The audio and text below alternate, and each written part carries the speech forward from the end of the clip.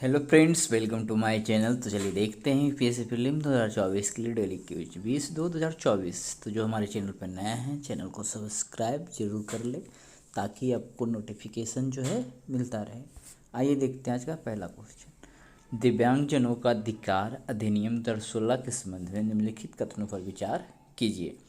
ठीक है, यहाँ पे है कि उपयुक्त कथनों में से कौन सा से सही है। तो यहाँ पे देख सकते हैं कि इसके अनुसार दिव्यांगजनों को 3 श्रेणियों में वर्गीकृत किया गया है। तो ये सही है। करे मान्यता प्राप्त दिव्यांगताओं की संख्या 7 से बढ़ाकर 21 हो गई है, जिनमें केंद्र सरकार के पास अतिरिक्त प्रकारों को शामिल करने का अधिकार है। ये भी सही है, ऑप्शन सी करेक्ट हो जाएगा। आइए देखते हैं डिस्क्रिप्शन। दिव्यांगजनों का अधिकार अधिनियम 2016, इसके अनुसार दिव्यांगजनों को 3 श्रेणियों में वर्गीकृत किया गया है। कथन पहला सही है। करे मान्यता प्राप्त दिव्यांगताओं की संख्या 7 से बढ़कर 21 हो गई है, इसमें केंद्र सरकार के पास अतिरिक्त प्रकारों को शामिल करने का अधिकार है। कथन दूसरा भी सही है। कह रहा है इसके अनुसार दिव्यांगजनों के लिए सरकारी नौकरियों में आरक्षण को 3% से बढ़ाकर 4% और उच्च शिक्षा संस्थानों में 3% से बढ़ाकर 5% कर दिया गया है। कर 6 से 18 वर्ष की आयु के बीच बेंचमार्क दिव्यांगता वाले प्रत्येक बच्चे को मुफ्त शिक्षा का अधिकार होगा। सरकार द्वारा वित्त पोषित शैक्षणिक संस्थानों के साथ साथ सरकार द्वारा मान्यता प्राप्त संस्थानों को भी समावेशी शिक्षा प्रदान करना अनिवार्य है। कर सुगम्य भारत अभियान के तहत सार्वजनिक भवनों में निर्धारित समय सीमा में पहुंच की सुगमता सुनिश्चित करने पर जोर दिया गया है। तो आइए देखते हैं औद्योगिक उत्पादन सूचकांक IIP के संबंध में निम्नलिखित कथनों पर विचार कीजिए। IIP के लिए आधार वर्ष जो है 2011-12 है, तो ये कथन सही है। कितने सही है बताना है।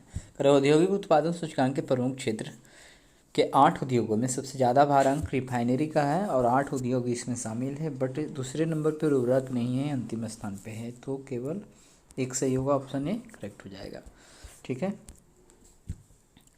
तो औद्योगिक उत्पादन सूचकांक IIP के लिए आधार वर्ष 2011-12 है, तक कथन एक सही है। कर 8 प्रमुख क्षेत्रों को उद्योगों का भरांक अवरोही क्रम में रिफाइनरी उत्पाद पहला, दूसरे पे विद्युत, तीसरे पे इस्पात, चौथे पे कोयला, कच्चा तेल, प्राकृतिक गैस, सीमेंट उसके बाद उर्वरक है। ठीक है,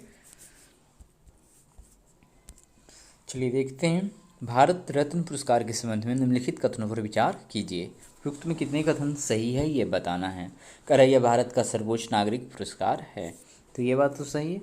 कह रहा है भारत रत्न प्राप्तकर्ता भारतीय वरीयता क्रम में चौथे स्थान पे है, नहीं ये 7वें स्थान पे माने जाते हैं वरीयता क्रम में। ठीक है, कह रहा है यह पुरस्कार केवल भारतीय नागरिकों को ही प्रदान किया जाता है, तो दूसरा गलत है। तीसरा भी गलत है, क्योंकि मदर टेरेसा ये सब भारतीय नहीं थी, फिर भी मिला था।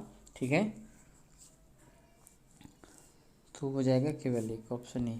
ठीक है, आते हैं डिस्क्रिप्शन। करा है भारत रत्न भारत का सर्वोच्च नागरिक पुरस्कार है, था कथन एक सही है। भारत रत्न प्राप्तकर्ता भारतीय वरीयता क्रम में 7वें स्थान पर होते हैं।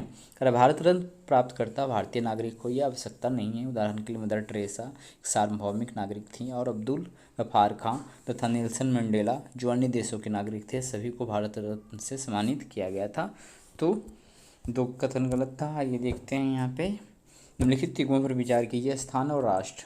बखमुत जो है कहाँ है, तो ये यूक्रेन में है। बख्तियारी कहाँ है, तो ईरान में। युग्म सुमेलित है, तो सामने सामने देखना होता है। ठीक है,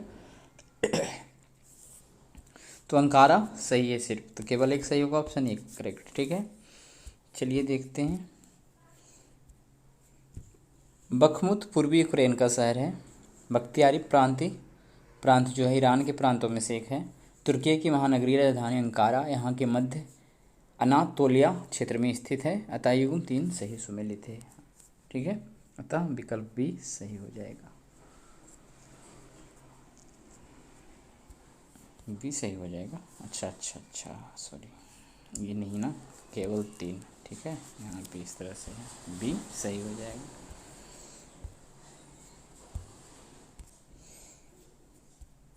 कर संशोधन अधिनियम CA 2019 के संबंध में निम्नलिखित कथनों पर विचार कीजिए। इसका उद्देश्य अफगानिस्तान, बांग्लादेश और पाकिस्तान से आए हिंदू, सिख, बौद्ध, जैन, पारसी और ईसाई समुदायों के प्रवासियों को नागरिकता प्रदान करना है, तो ये सही है।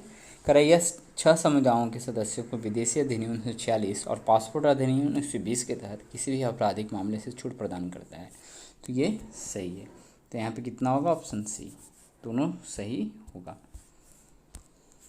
तो आइए देखते हैं, कर नागरिकता संशोधन अधिनियम सिटीजनशिप अमेंडमेंट एक्ट 2019, नागरिकता संशोधन अधिनियम 2019 का उद्देश्य अफगानिस्तान, बांग्लादेश और पाकिस्तान से हिंदू, सिख, बौद्ध, जैन, पारसी और ईसाई समुदायों से संबंधित प्रवासियों को नागरिकता देना है। कर नागरिकता संशोधन अधिनियम CAA 2019 को 12 दिसंबर 2019 को अधिसूचित किया गया तथा यह 10 जनवरी 2020 को लागू हुआ था। कथन एक सही है।